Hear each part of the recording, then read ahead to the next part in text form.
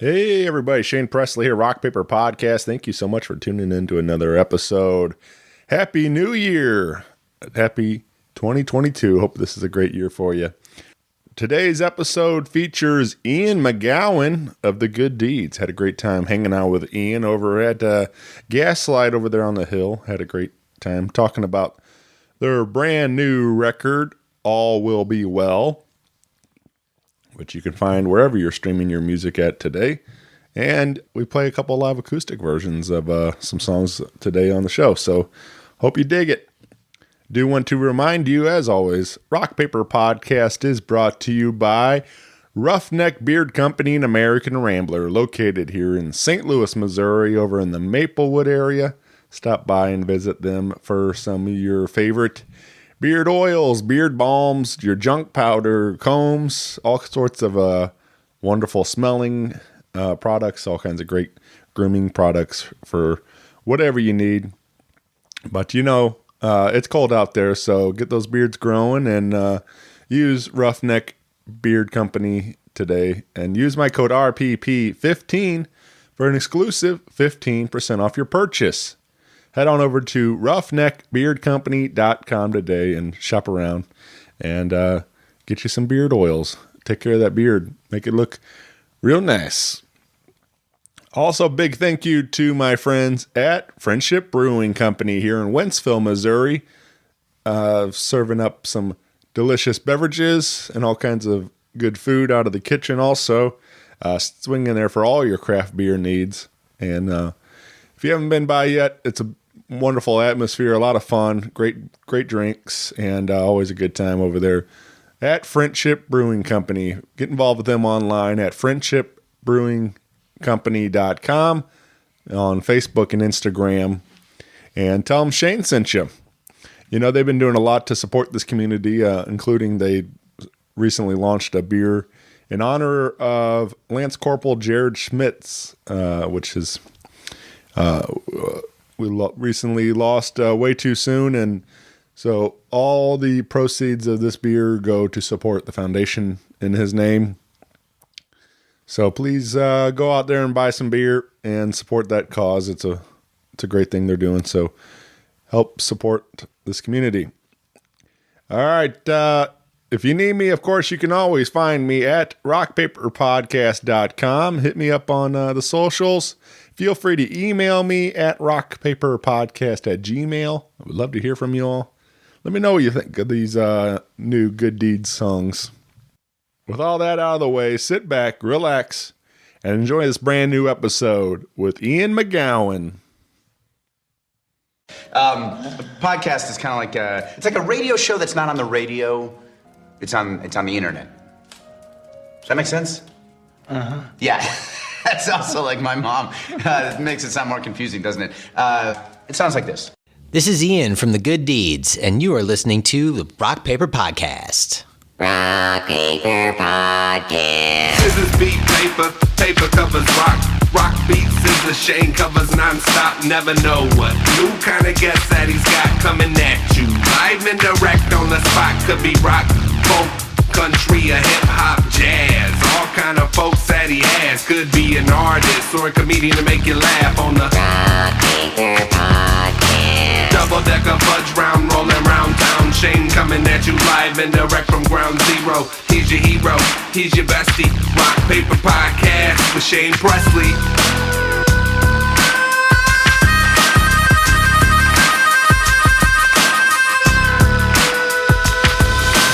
Rock Paper Podcast.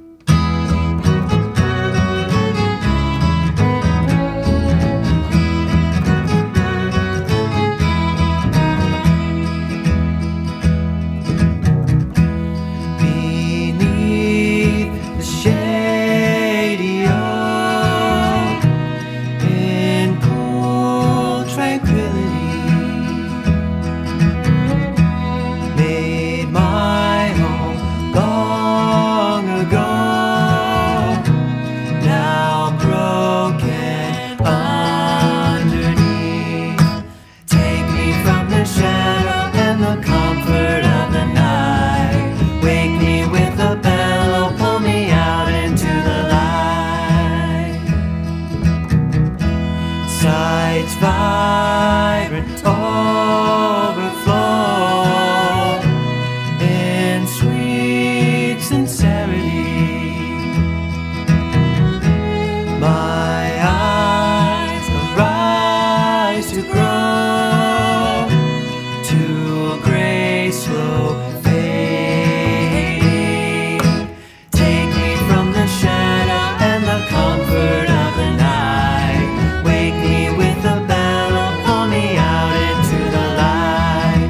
Take me from the shadow and the comfort of the night. Wake me with a bell or pull me out into the light.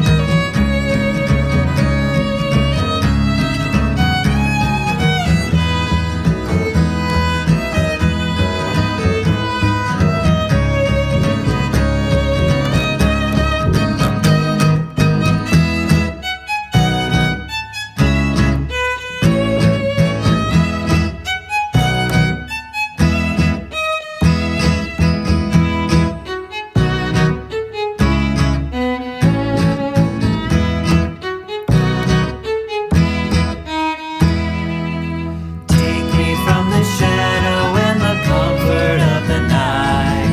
Wake me with a bell or pull me out into the light. Take me from the shadow and the comfort of the night.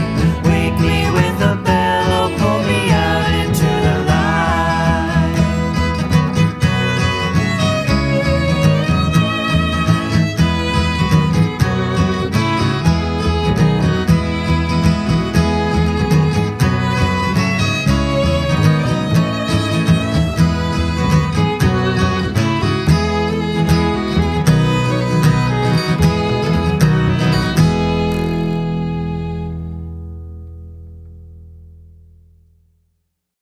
Hey, everybody. Shane Presley here, Rock Paper Podcast, coming to you from St. Louis, Missouri, hanging out with returning guest Ian McGowan. Welcome back to the show, man. Thank you for having me, buddy. It's good to be here. Good to be here with you. This has been way too long. We were talking, I think the last time we sat and talked Good Deeds stuff was 2015, in December 2015. So it's crazy to think about that it's been that long already that we, Yeah, I couldn't even believe it had been that long. But then again, like, also so much has happened since 2015. Sure. But yeah, I don't know. That's kind of what's fun about doing the show this long, and then like having like this catalog, and then like going back and having it all documented and stuff. Like we can actually put a timestamp on when that moment was and stuff. So Yeah, man. it's kind of cool to look back and see, where we were and where we're going and where we're at now and stuff. So kind of document it all along the way. That is kind of the beauty of the internet in a way. I mean, the internet is undefeated for a number of reasons, but a good thing is that you can kind of track stuff like that, especially with, from like a nerdy, like sociological, anthropological standpoint, like the record that you have been keeping and forming of like the St. Louis music scene and comedy scene and stuff is, pretty impressive and awesome. Yeah, thanks, man. Yeah, no, I say it a lot, but I just have so much fun doing this thing. I like to meet all kinds of people, but getting to share their stories and songs and man, and everything. So it's fun for me.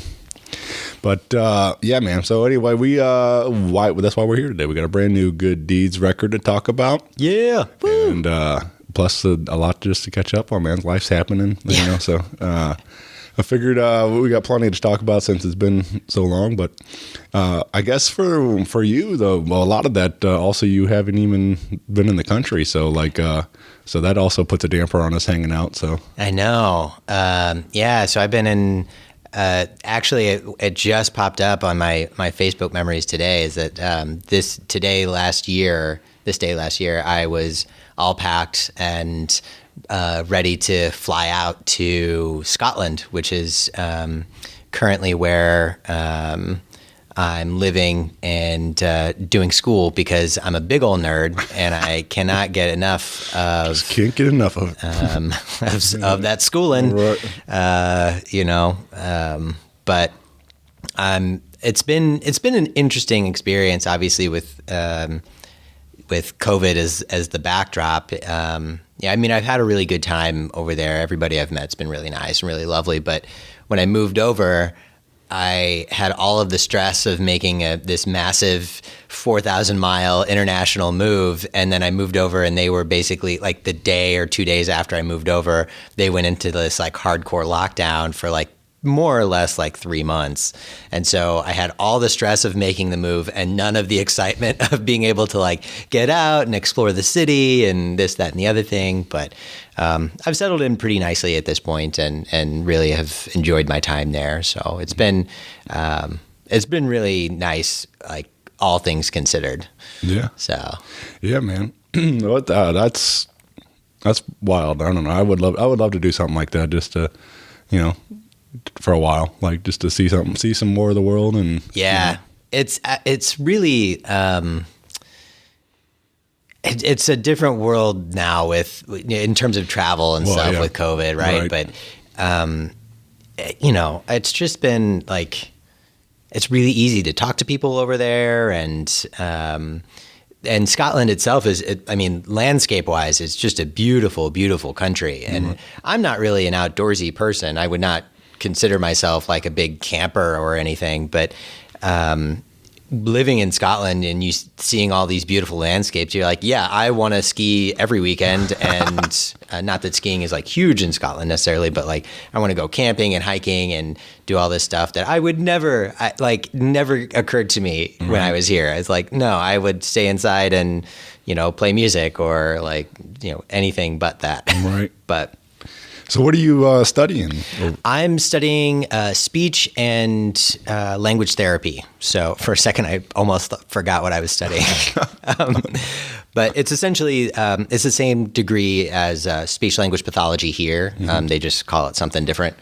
And it's at a small university, but they have a really good program. The lecturers have been really supportive and are really lovely people. And it's basically, it came down to, I applied at a couple of universities here in St. Louis, and I was able to get into those. But when it came down to it, it was like, do I get the degree here, and where it's actually a little bit more expensive, or do I make the trek over and live in a cool city for at least a couple of years, in Scotland and do the same degree? Because fortunately, there's a lot of paperwork involved, but the degree I would be able to practice here once I filed paperwork and stuff with the American Speech and Hearing Association. They recognize the same credentials from over there, which is good because I don't want to. I love my time in Scotland, but also if I have to move back, I want to be able to know that all the money that I've spent is not for nothing. Right. Yeah, I got this nice piece of paper. Yeah, it's like a really nice piece of paper. I've framed it. Does that count for anything? Yeah. Yeah. So really, the motivator was just the experience of living in Scotland for a change for. Yeah, that was a big thing. I'd been looking for kind of a career change for a couple of years, and speech and language therapy or speech language pathology, whatever you want to call it, really kind of marries my previous experience of a patient care role when I was working in clinical research, which I really loved, and also my background in linguistics. So it just kind of combined those two things, which seemed perfect. And also I felt kind of like an idiot for not having thought about it sooner. But so far it's been right on the money. So it's been really good experience. Just wrapped up a clinical placement in adult outpatient neuro rehab kind of stuff, Parkinson's, head and neck cancer, all that kind of stuff, and it's great. I love working with patients, and I love being a nerd about language and getting to help people, figure out the best ways to communicate and to continue to live as independently as possible with, after they've had a stroke or, if they have some sort of neurodegenerative kind of condition. So I have a pediatric placement that's going to be in January, and I think that'll be fun. I think kids are hilarious. Yeah. And essentially, especially for the age group I'm going to be working with, a lot of it is like, let's hang out and play for like 30 minutes and just kind of see what kind of language I can elicit. And it's great. I worked in an elementary for like 7 years. And so it's like definitely that age is just fun. They're just excited and, just it's a good time. Like just getting to hang out with them and yeah, I enjoy it. But yeah, they pretty silly kids and like definitely it's funny to watch what the learning that the language that they do know. So, like I've heard all kinds of stuff. So. Yep. Right. Yeah. But yeah, man, that sounds like exciting though. Has music ever entered any of the therapy at all, or not yet? Yeah. I don't know if you played for them at all or anything, but well, there's in terms of like the incorporating music into speech language therapy. There's a lot of people that have Parkinson's, for example, will struggle with volume of their voice, and singing can be singing vocal exercises that you would do in choir can be really beneficial. And so I haven't had a chance to incorporate that stuff, but that's definitely something I would like to do outside of class and everything. There's a pub that's just it's like maybe 10 minutes away, and they have like traditional music on Friday and Saturday nights, and one of the guys that plays music there is he keeps trying to get me to join him because he found out that I play guitar, and he's like, why don't you just like bring your guitar up here and blah blah blah. And so I'm just being real bashful at the moment and haven't done it yet. But so you haven't even played it at all in Scotland? I haven't. Oh. I've been writing music. I still write music, but I haven't had a chance to really get out and play. And a lot of that was because of kind of the levels of lockdown and stuff that they had going on for so long. So I'm hopeful. Obviously Omicron is the worst, but hopefully like sometime in the spring and stuff like that, I'll be able to get out and just play some gigs and. It's really, it's definitely something that I want to do for sure. Yeah. Plant the seed and then come back for the Good Deeds World Tour. Yeah, man. Yeah. Well, actually, this is maybe a bit of a pipe dream at the moment, but we'll see. But we've talked about having Allie and Alex fly over the summer or something, and just kind of Alex can rent an upright and. We'll play 3 or 4 gigs over like 10 days or something if they can swing it. Because Kathy is she's over there with me doing at the same university, but she's doing music therapy, and is really loving it. And so really half the band is over there already. So let's just get the other half over there and then tour Scotland, and then obviously. That is the only thing that's holding us back for world domination. Right. So clearly, once we do that, then we'll be good to go and get all those royalties and whatever. So. Right. Well, let's talk about the record, and we are now available wherever you're getting your digital music at. All Will Be Well. Yeah. And this is you said this is kind of. Been a while in the making. Like these songs have been, some of them have been written for a while, right? Yeah. So the opening track, Quarter to Four, was written in 2018, and I think there's another tune on there. I think All Will Be Well is maybe older than that, 2017. But then there's probably half of them that I wrote in 2019 and even a couple more in 2020, leading right up to when we started recording. And the more recent tunes are, we were kind of talking about this off air, where like historically, like kind of my bread and butter as a songwriter has been like love songs of some kind of, some varying degree, right? And they haven't been really super personal. I haven't really delved into that, but 2019 was the end of 2019 was in particular was pretty difficult for me, and I was really able to channel that into a healthy coping mechanism for my mental health, and wrote a lot of tunes that are existential and about doing the best you can with what you got, and managing anxiety and depression, and both of which I suffered from really greatly at the end of 2019. And so I was able to kind of put those feelings into songs in a way that didn't feel disingenuous, which like before I've kind of started to write stuff like that, but it felt really trite. And then I was like, this is crap. Like I don't really feel good about this. It's just like, so I'll write words and just get them on the page, and then, rip the page out and set it on fire and put it in the dumpster. But with these tunes, it was a little more personal, and I got to the point where I was like, these are the words that I'm going to put out there, and if people like it, that's fine. But I really was more comfortable, was happy enough to just get them on the page, get them recorded, and if people liked it, that's great. But it was really like selfishly, like really for me. Sure. And so it's been, I've gotten a lot of really positive feedback on that stuff, and it really is very validating. So thank you, everybody who has validated me. I guess hearing that's probably why I relate so much to it, because there's a lot of what you just said. There's a lot of what I was going through also, like especially same time period also.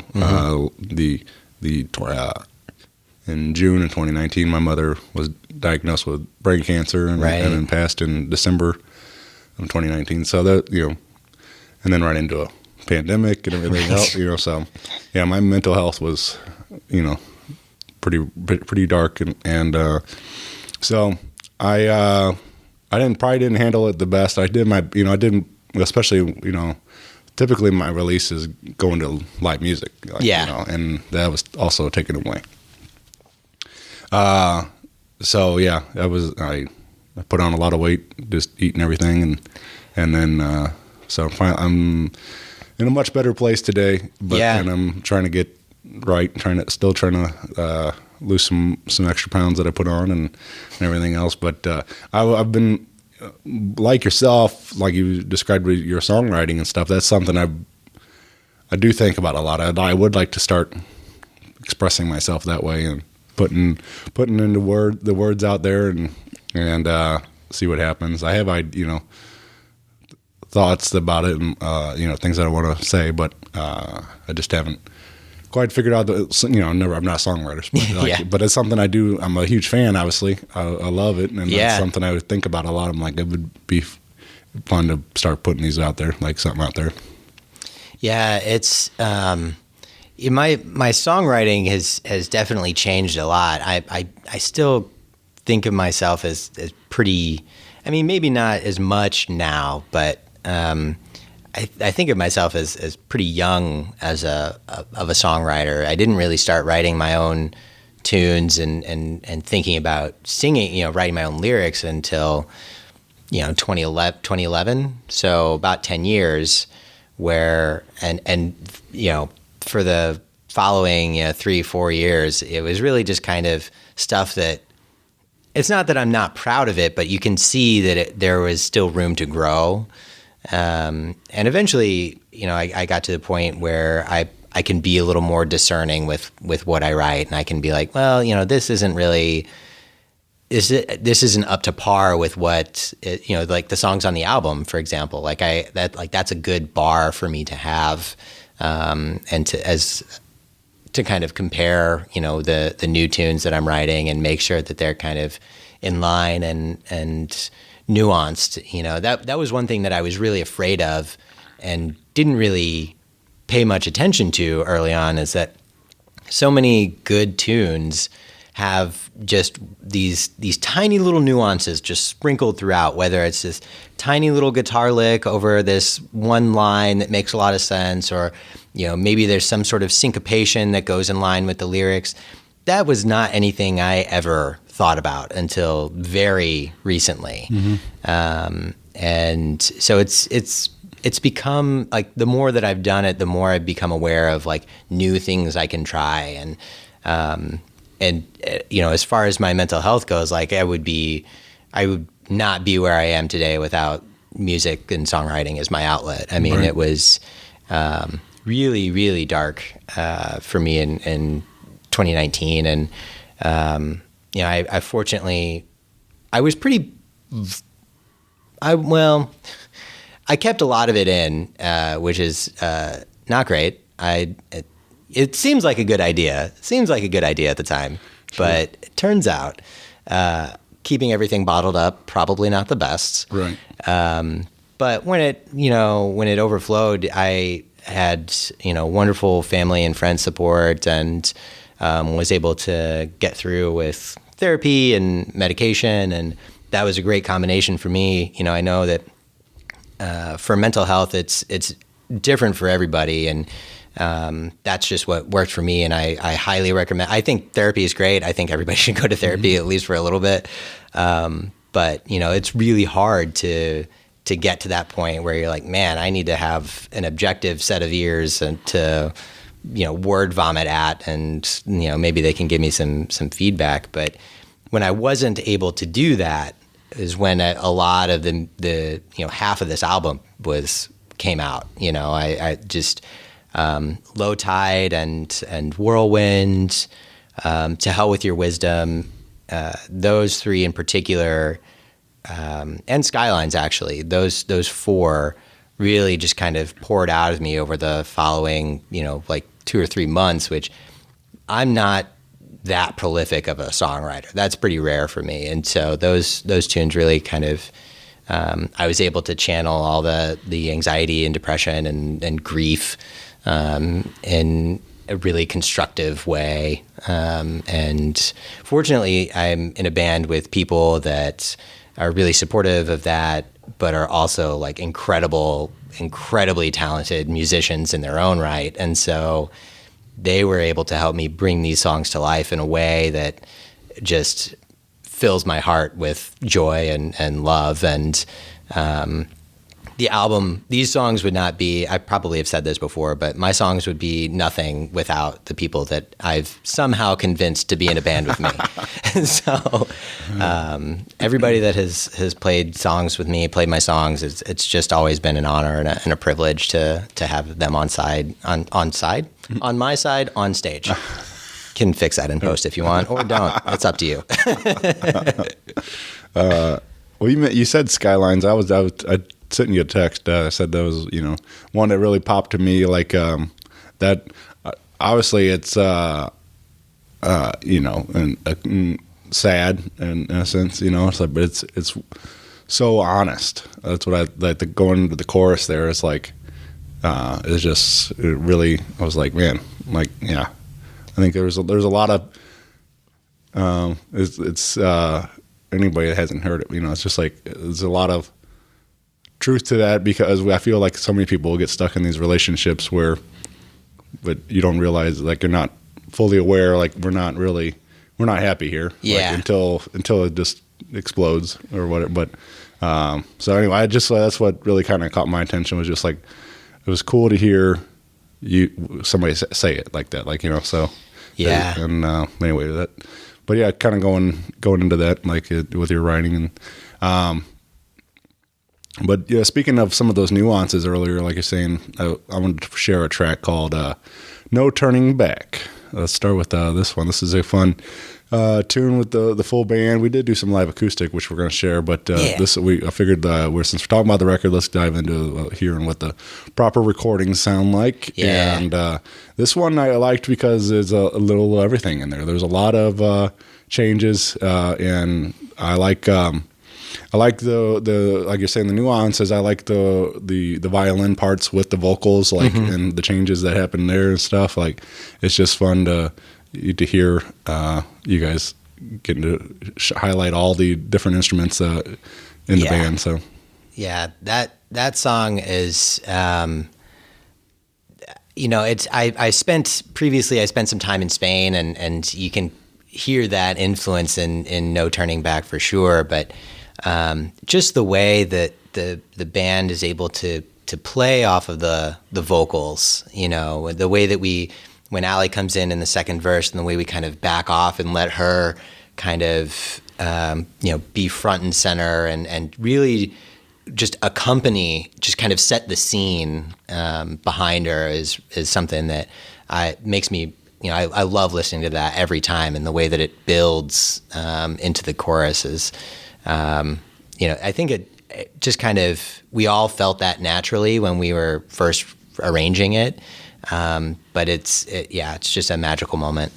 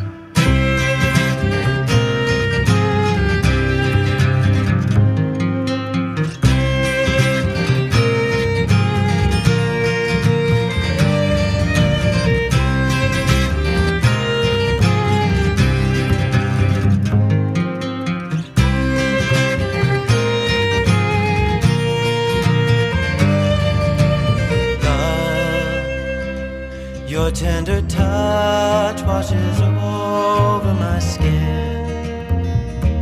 Wave after wave, and I'm drowning in bliss.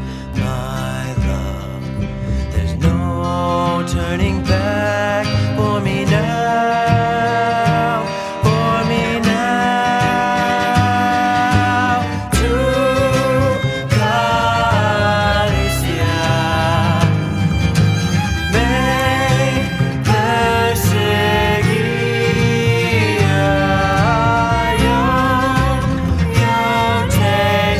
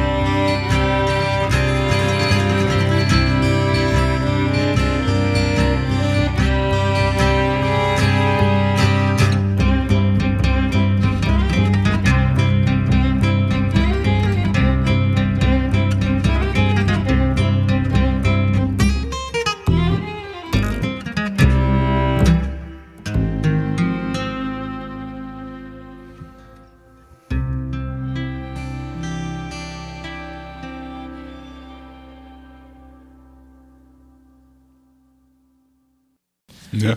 Is that now, like, you guys, with your processes, probably different on every song, but did you write these lyrics by yourself and then the band build the track behind it? Yeah, so I write I write the songs and so the chords and the lyrics and stuff like that. But I think of that as kind of the bones, and I bring that to practice, and I play I'll play once through or a couple times through, so that everybody can hear it, and then we just kind of build it from there. And more often than not, somebody tries something in throughout the writing process that I never would have thought of, that just immediately sounds, makes the song just that much better. And that's one of the things that's, so rewarding about working with this group of people, is that, I just never know what kind of magical moment is going to happen, but I can trust that at least one will. Yeah.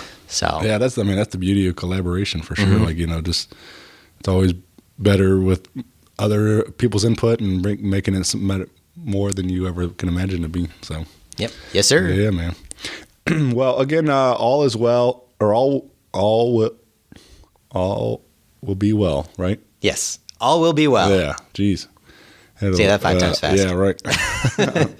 It was available now. I said wherever you're getting your music. We do have a big release party coming up. Here in St. Louis on January 8th over at the Heavy Anchor in St. Louis, Missouri, and bringing along our friends in the Bronx Cheers. Woo!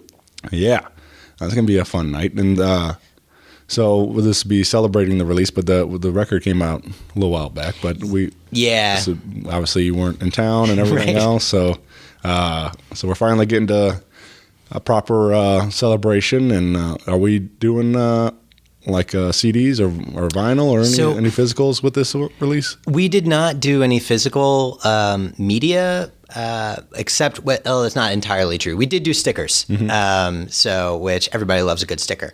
But as far as the actual tracks and music and stuff, we opted not to do any physical stuff, just because it would be one thing if we were going to be here for a while and could play gigs and sell it.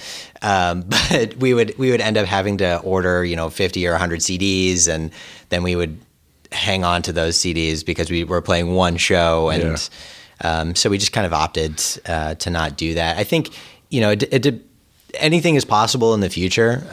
But I think we also are kind of environmentally conscious too. Sure. And we're like, if we can get the music out there digitally where most people are listening to it anyway, then why not just do that for this one? So yeah, no, I mean, it makes sense. I just as a fan, I enjoy purchasing the CD or vinyl, and we love taking your money. Yeah. So. But for sure, if you and is it up on the Bandcamp where people can support the project? So please do that. I mean, obviously the streaming services are cool and all, but at least go support this project and check out the Bandcamp page, and you can download the MP3s there. And yes. Yeah. So do that. But yeah, anyway, big fun night, January 8th over at Heavy Anchor. It's one of my favorite little spots in town for sure. It's so great little room, and everybody's always real nice to you over there. Josh and Jody are the best. Yep. They really are. I kind of crowbarred my way into being friends with them. Like initially, I was like, this place is so great, let's be friends. And they've just always been so supportive of local music and local comedy and arts. They were having like a little farmer's market there. They had their winter markets and arts and crafts stuff. And you just love to see that. And it really builds community. Which is a great thing. It's great. Oh, yeah. Speaking of arts and crafts, I like the album art on this also, which Kathy did, right? Yeah, Kathy painted that. Yeah. I like that. Obviously, it's, a painting, but it reminds me of, especially just the circular with the letters, reminds me of like a cross-stitch kind of thing. Yeah. It's like, so I was just like, I don't know, that's where my mind went with it, but it looks good, man. It was cool. It's a beautiful, beautiful painting. Yeah. And it it really fits with, I kind of think of us as an arts and crafts band. You know, we kind of are, I mean, music aside, we're a couple of us paint, and, you know, Allie really loves crafts, and it just kind of fits our vibe like to a T.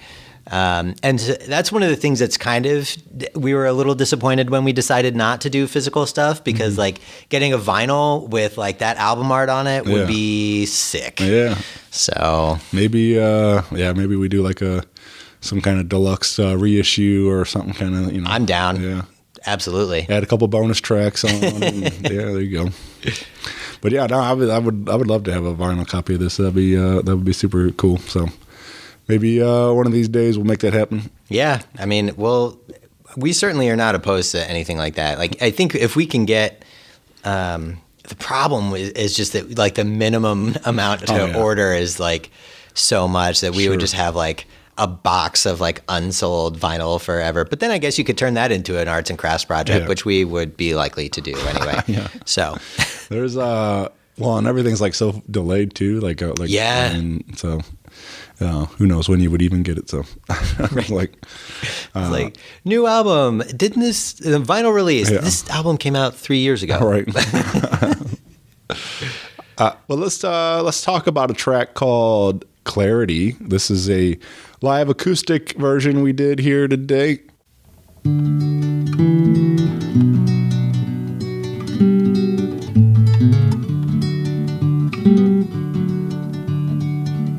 I am on the road less traveled.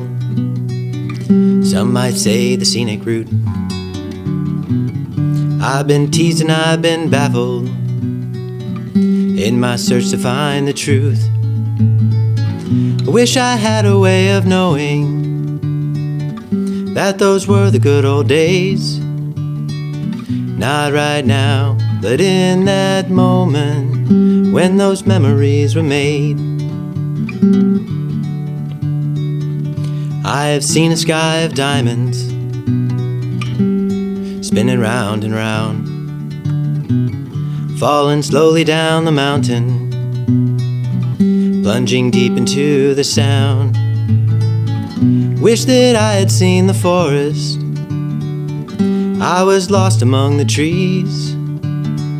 A moonless night, a wild torrent brought me down upon my knees.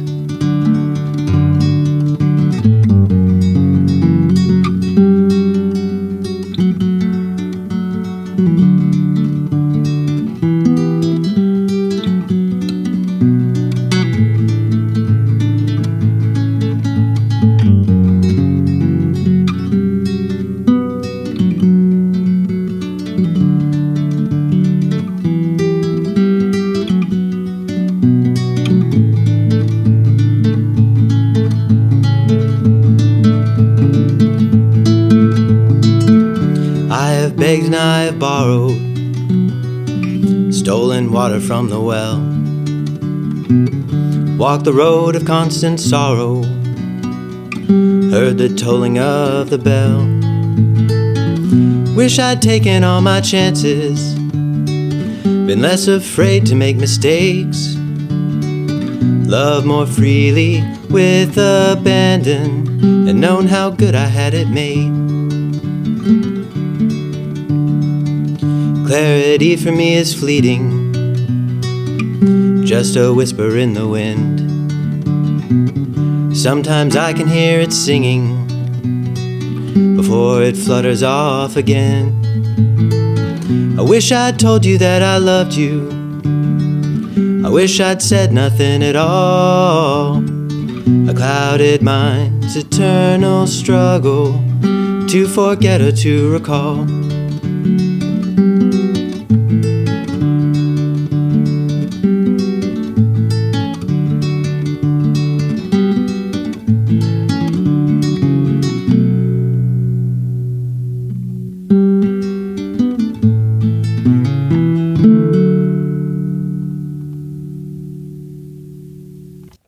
sounded great, man. It was cool. I mean, obviously on the record, you have vocals from Allie, and we got a lot more going on there. But this was super neat to just have you and a guitar and hearing kind of how the bones of the song, how you started, how you write these songs and stuff. Yeah, that's an older tune too. I think that might even be 2016. But I've always, I'm used to write the songs, the bones are finished in a way, they're complete songs in a way, but I like to collaborate with others, and I like what everybody else brings to the songwriting process. And but I remember playing that for them, and everybody just being like, this sounds like it's just you. Like, it should just be you. And, they were okay with that. And I was like, all right, fine. Which is really interesting because I'm so used to, playing music with others is kind of like an anchor in a way. I feel safe when there are other people on stage with me, but when it's just me singing and playing, I'm like, oh, crap. I need to be perfect all the time and nail everything. And, I didn't, there's a couple of screw ups on the live version here, but that's live music for you too, sure. as you so, and nicely put it. Yeah. But yeah, it was, that was another tune where the lyrics just kept kind of falling out of my face, onto the page. And, yeah, it has, the line, clarity for me is fleeting, just a whisper in the wind, is probably one of the favorite lines I've written, because you're just like, I know exactly what that feeling is like. I had it for a moment and now it's gone and I totally don't know what to do. Mm-hmm. So, yeah, I like also I don't know exactly how you said it, but you refer to the knowing that they were the good old days when you were, and then and I feel like that a lot. Not that today's not great, globally speaking, right. But in my personal life, things are good, for the most part, but I do look back and I'm like, man, I think about it a lot. Obviously, with my mom and everything else, there's a lot of things in my life that I wish I would have known then, how good it was and stuff. And yeah, that line actually has been kind of really resonant with me lately too. Even though I wrote the song, 4 or 5 years ago,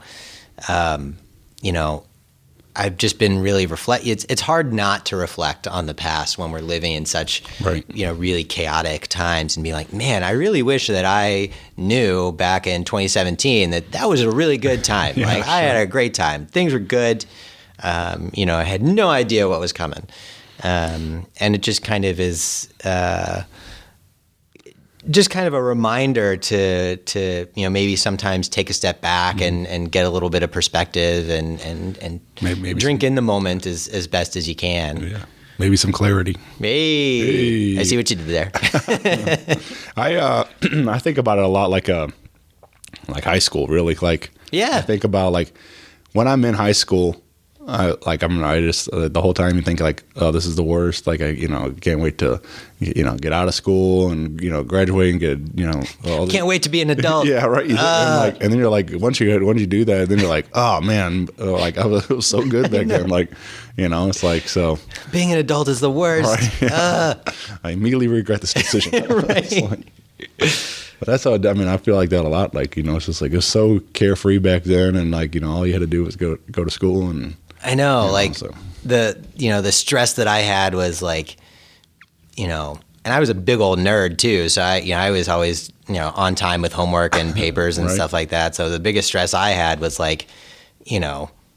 how many shows I could play in a month, just because I was in a punk band and stuff, and just trying to play shows, and that was it. Yeah. Man, I would love to have that problem now. So instead it's taxes and pandemic and, right. Not great. Yeah. What, excuse me, man. What was the name of that, your punk band? Kami Chung. Yeah. Yeah. So we were together from 2003 to 2006. Yeah. Something like that. And then we recorded, Caleb moved out to the East Coast, and then when he was moving out to the West Coast, he came through St. Louis, and we recorded like a 5-song demo, just for fun. And I mean, we never played those songs live, but it's a pretty good demo. And then he went back out west. Yeah, I mean, I had a lot of fun in that band. I played bass, so I really miss playing bass a lot. Mm-hmm. But it was so great to play bass in that band because Caleb as a guitarist, would just kind of do whatever he wanted in a great way. But that meant that like Daniel and I, as the rhythm section, just kind of, sometimes it sounded like we were maybe playing 2 songs at the same time. But I mean, it was just so like high energy and just, great to rock out. You can't always rock out with like a folk band. Yeah. Try as we might. But yeah. You still and you still get to collaborate with Daniel, right? Yeah. So not as much musically. I am writing some music for some of the audio dramas that he's producing and stuff, and that's been a lot of fun. I love scoring stuff like that. That would be, that's like dream job. Let me if you're making a short film, TV series, I could be your Hans Zimmer. Like, holler at your boy. Yeah. Yeah. I don't know. I watch a lot of different shows, and they all have, different music bed like that and stuff. Like, I think that would be a lot of fun to be a part of those projects too. Like, I'm just a big fan of, film and TV, obviously. So like, it would be a fun project to be a part of some of that stuff. And yeah, it's been really, really rewarding because I get to kind of hone in on the emotional beats of the story and really kind of bring that to the forefront and kind of emphasize that. And plus I get to like noodle around in Logic Pro and just kind of, find weird synthesizers and noises and stuff and throw those in there too. So yeah, man. You had, I don't know. Of like, you think of some of those greats that like, how did they even find that that's their thing? What they became, I don't know, just like John Williams and all that. How do you find that? Like, oh yeah, I'm apparently really good at this. Creating these epic things, and but yeah, I mean, it's and I am influenced, and when I'm scoring stuff like that, it's hard. You can't not be influenced by John Williams and the major composers. Hans Zimmer is he's not really, I'm sure this is really audacious for me to say, but some people might call him a one-trick pony. He's not, but he has a very distinct style, and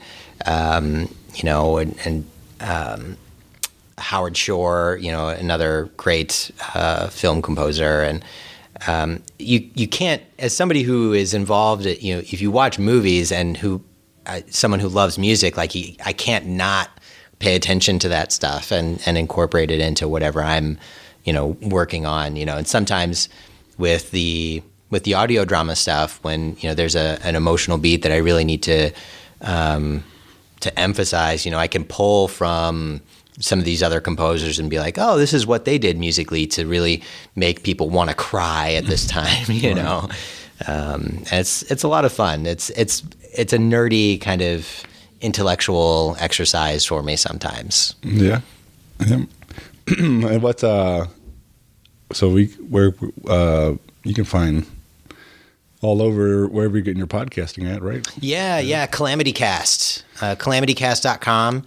And at CalamityCast on Twitter, and I think at CalamityCast Network on Instagram. There you go.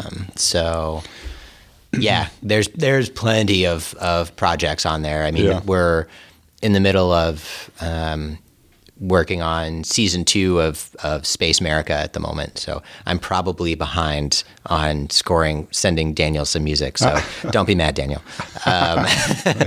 But I don't know Obviously, I mean, it's hard to put a timeline on when things are going to be done these days, but hopefully that'll be out here in the next few months, and will be interesting to see kind of the next chapter of those characters, those ragamuffins, rapscallions.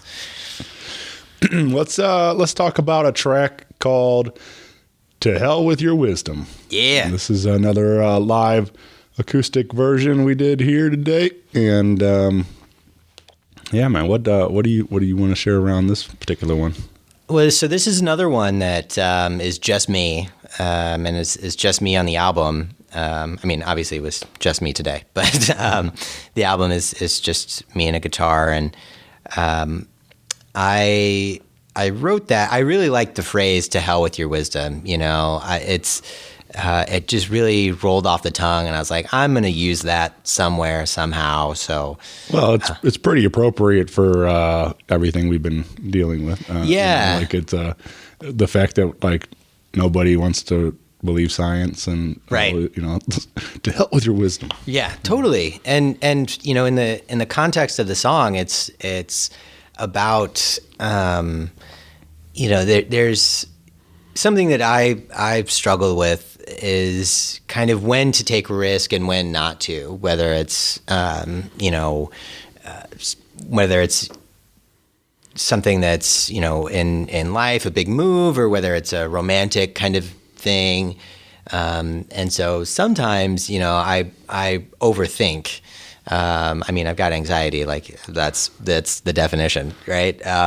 So it's kind of a way to get me to take a second and just be like, okay, like maybe like take a step back, and what is the point of overthinking? Like, you can think this thing until you're dead, but like, are you going to do anything about it? Mm-hmm.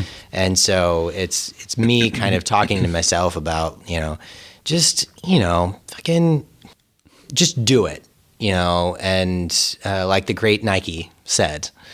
And the great philosopher, great philosopher Nike, and just kind of take the risk. I mean, we learn from mistakes in ways that we are unable to learn things otherwise sometimes, and that's okay, right? And so it's just just put yourself out there sometime.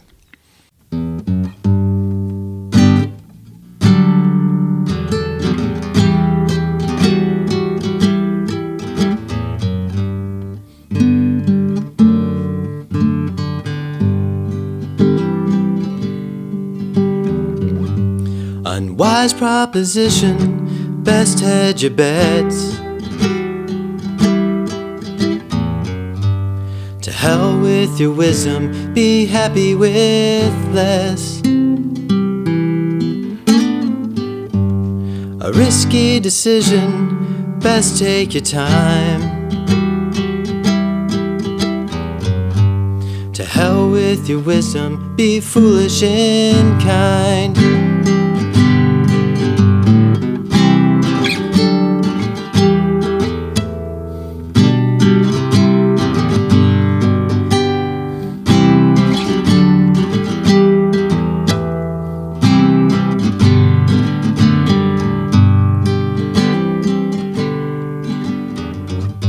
If it won't last forever, why do it at all? Just once for good measure, stumble and fall. A pointless endeavor, foolish and kind. Just once for good measure, for the last time.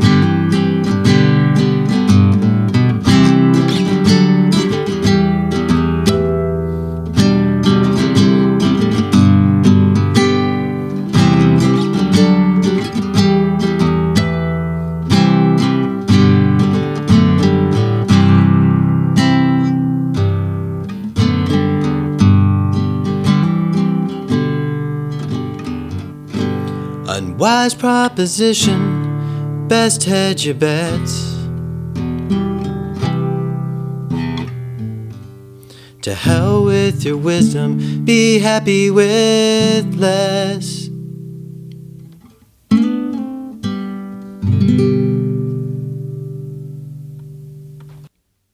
When I think of like the phrase "to hell with your wisdom," I think there's a lot of times where people try to offer things, pieces of wisdom, and we're not always wanting to hear it, or wanting, kind of thing. And it's like, and there's a lot of like, just sometimes you got to live a little life to yourself, but just to experience it. But then you realize like, oh yeah, they were right. Like, even though most of the time it's your parents or something, it's like that kind of thing. But like, you got to do it your own way sometimes, and then you realize, oh yeah, they know what they're talking about. Yeah, absolutely. I mean, it's also kind of a defensive, kind of denialist, kind of like, you don't know, right? Like, what do you know, man?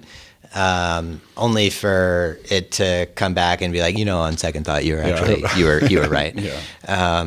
And I mean, who hasn't felt that before? I mean, it's so easy to feel that you are 100% right, and it's so easy to not take on new information because you think you know everything already, and so you're like, you know what, man, screw your, like, to hell with your wisdom. Yeah. Like, I know what's best for me in this situation, and sometimes you do, like, absolutely, sometimes you really do know what's best, but sometimes other people may have a better idea on what that is for you, but being vulnerable enough to take on that advice and stuff is really hard. Like, I struggle with that mightily.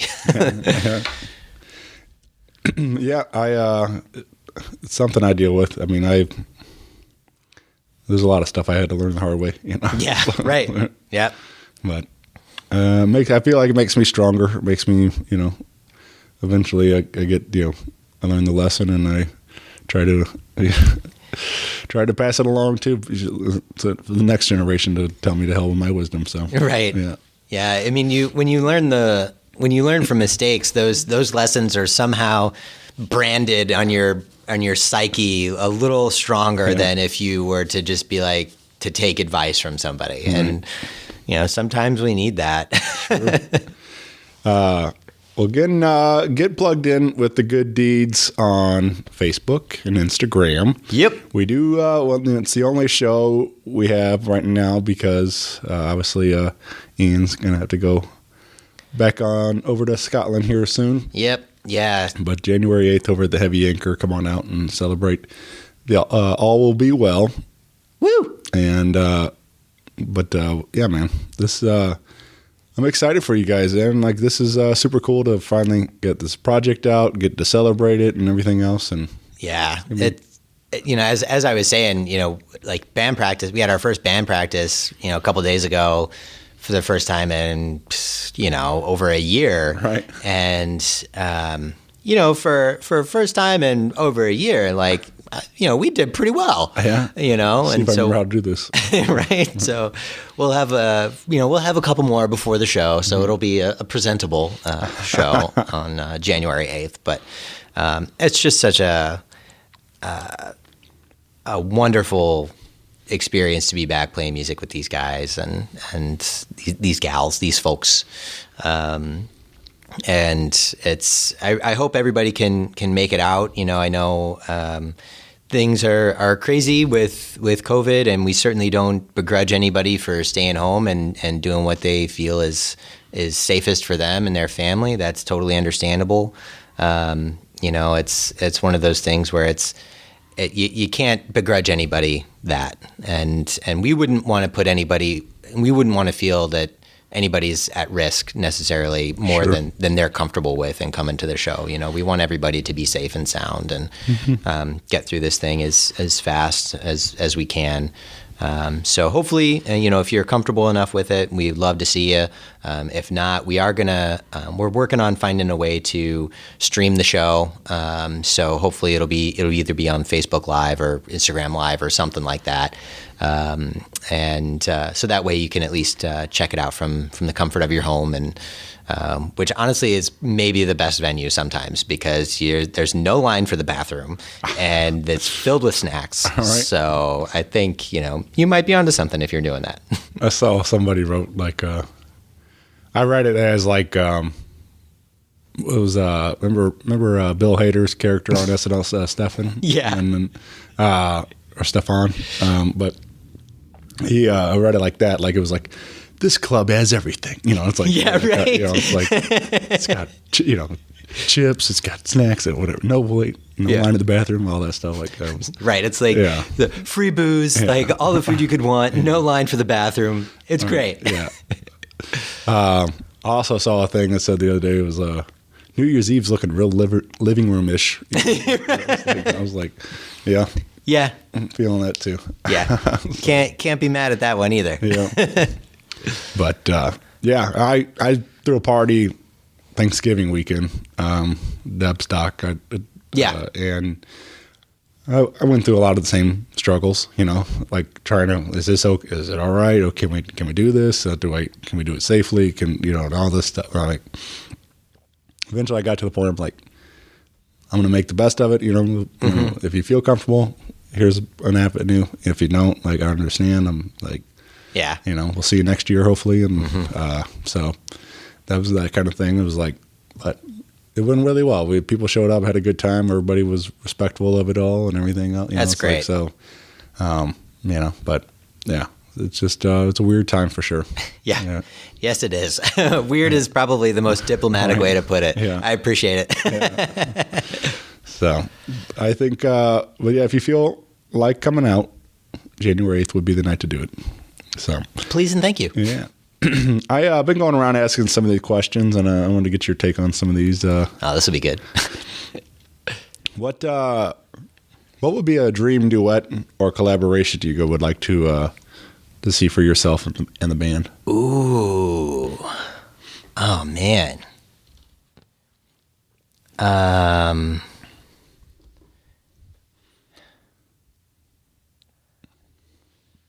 I think,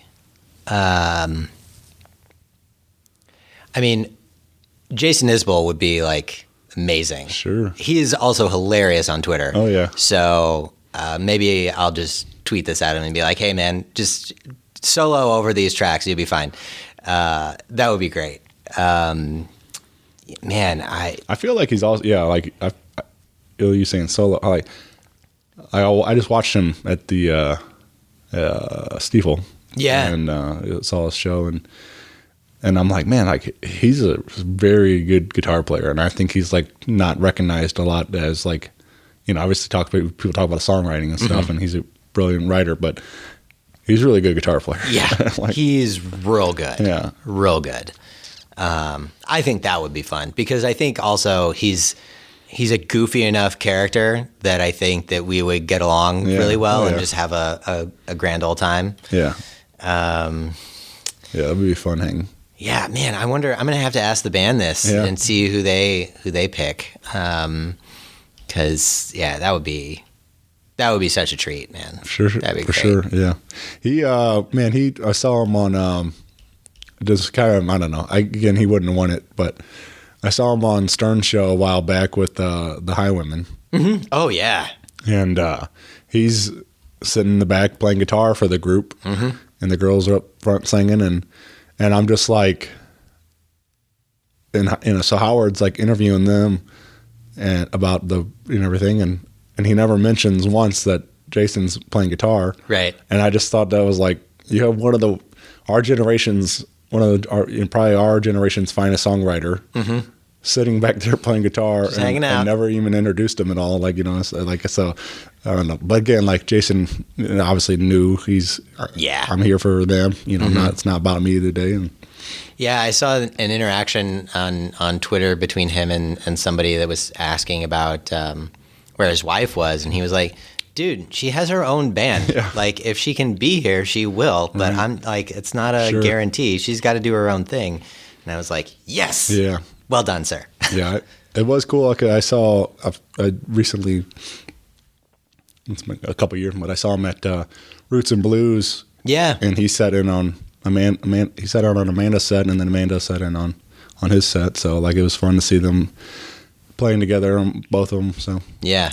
it's nice that they, when they can, they do it. But there's not always. They both have individual lives also. Yeah. But yeah, I'm a big fan of both of them, and I would. I don't know. I recently got into some of the newer stuff. I have a hard time. Because Southeastern is such a favorite of mine. Yeah. Like that record is like on repeat a lot. And so it's hard for me to go listen into the newer stuff, even though it's also great. But I'm just like so attached to Southeastern, so I keep going back to that one. I mean, it's such a great record. Top to bottom is just fantastic. Sure. Yeah, it's so good. But so if you don't know that one, I would encourage you to go listen to Southeastern. It's an awesome album. So, speaking of some of that, what would be a song you wish you wrote? Is there a certain song that stands out? Like, maybe this is kind of my story, or this is or just something that was super catchy that you're like, man, why didn't I think of that one? I really like. So there are two directions that I'll go with this because I can't give you just one answer. The Amelie soundtrack is one of my favorite soundtrack, probably my all-time favorite soundtrack. And just top to bottom is just an amazing, beautifully whimsical, set of songs. And so if I was only relegated to like one album, like that, I would definitely claim that one if I could. But if it was just one song, I think, let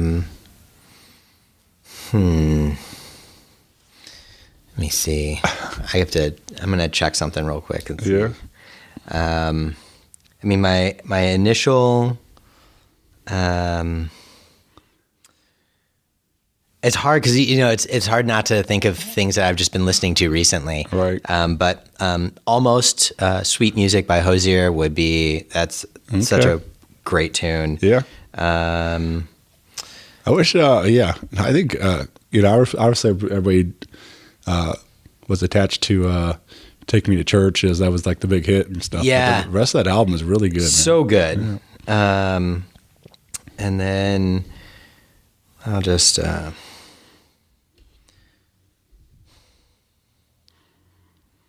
I think either Ferris Wheel by Sylvan Esso, or Play It Right, maybe, by Sylvan Esso. Those are two bops. Right. Ooh, no, Coffee by Sylvan Esso. I would take that. Yeah? Yeah, I would absolutely claim that. There you go. All right. The day comes along. We have your Ian McGowan box set or your I guess the Good Deeds box set. And what would be with your three accessories to go with your action figure? Oh man.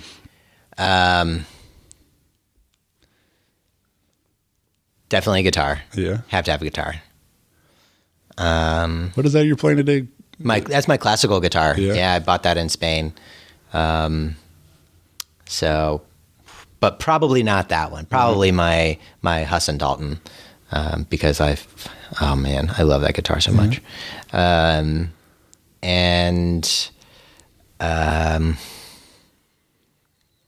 feel like I've played a lot of shows. Well, no, I haven't played a lot of shows with a tie, but that would be like one of those like pork pie, like not pork pie hat, but like the golf hats, or something. One of those, and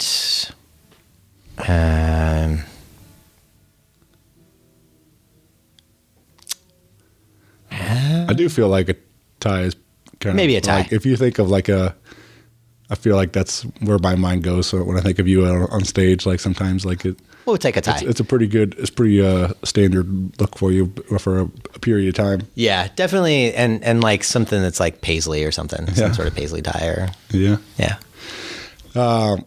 What about a dream dinner? Like I was thinking of this one because like I think it was Dave Grohl was talking about going to Paul McCartney's house and, Yeah. and hanging out, and like and Taylor Swift was there, and they were all like jamming, and like I was like, this sounds like a cool night. Like, Yeah, I was like, it does. what? But if you could have a couple people over and like get 3 or 4 people come over and have a dinner and a conversation and stuff, like who do some of those people you'd like to invite over? You think? Tom Waits, easy. Dave Grohl would be another one. And who else would I have?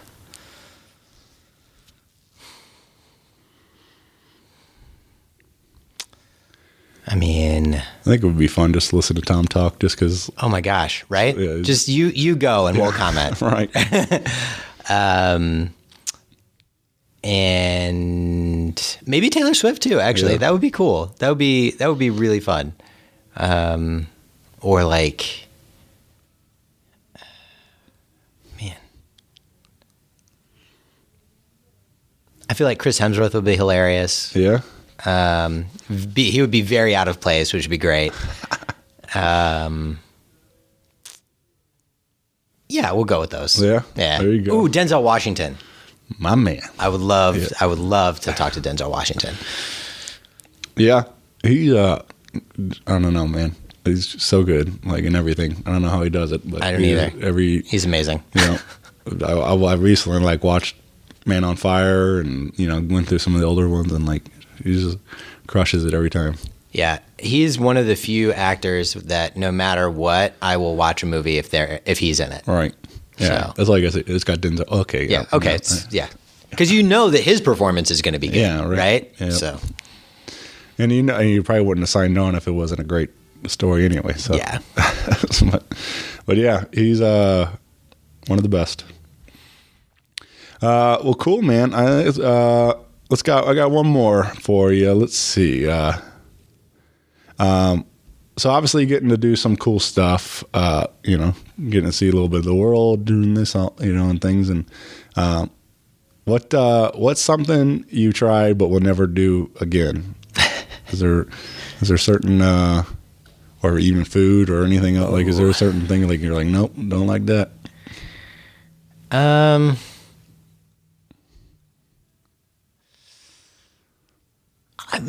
I think I've been very fortunate enough in my experiences that there's not anything that that immediately jumps to mind that I would never do again. But man.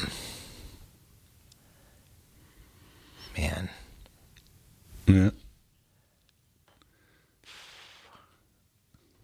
Oh, I mean, this is really stupid, but when I studied abroad in Spain, we took a trip to a weekend trip to Portugal because it's like right there, and I stupidly did not wear any sunscreen on the beach, which turned me into a tomato. Right. And was awful. Like I couldn't, like standing hurt, like laying on the bed was awful. So I will never not wear sunscreen. I will always wear sunscreen after that. Like I mean, that's such a stupid answer, but like that's the first thing that comes to mind. Yeah. Yeah, because I mean, because I've driven in the UK before, and it's a little unnerving, but like I would do that again. Like, Yeah. that's okay. Sure. So Yeah. Yeah. Yeah, that's not fun at all when you're just uncomfortable like that. God, yeah. It's the worst. I did one. I was just thinking about the pain and stuff, and like not doing it again. I was we used to go to the Ozarks a lot, or in that area and stuff. Go to the lake and things, and then we were doing some like cliff diving stuff. Oh yeah. And so everybody climb up there. We had it was like, I don't know, probably 30, 40 feet. I don't know. It was pretty high up for what we were doing. And but it started getting, people's shorts are dripping, and it starts getting wet up there. And I go to run, and I kind of like slid. Oh no. Luckily, I got out like far enough to where I didn't like, slam into the rocks and get hurt and everything. But the problem was when I slipped, I went out like feet first, and I like did a back flop on top of and so I kind of sank down in the water hoping to die. It hurt so bad, and so I finally come back up, and I crawl into the boat, and I'm like, take me home. I'm like, yeah, that was one of the worst pains for sure. Like, luckily it didn't last long, but it hurt so bad. Like, ow, just yeah. Oh, it hurts just thinking about it. Yeah, it was my whole back like bruised. Like it was yeah, it was not fun. So don't do that, kids. Yeah. But yeah, man. Well, Ian, this has been super cool, man. I'm really glad we made this happen today while you were in town, and thank you for sharing this with us. Again, go grab the album wherever you're getting your music at, and follow along online. Come out January 8th to Heavy Anchor and see Ian with the rest of the band. Thank you for having me, man. Yeah, thank you to Gaslight here for letting us hang out. This is a really cool day, man. So yes, thank you very much. But thanks, buddy, and I will see you soon, my friend. All right, man. Take care. Bye, everybody. Bye-bye. Rock Paper Podcast. Rock Paper Podcast. Rock Paper Podcast. Rock Paper Podcast. Well, yeah, that was it.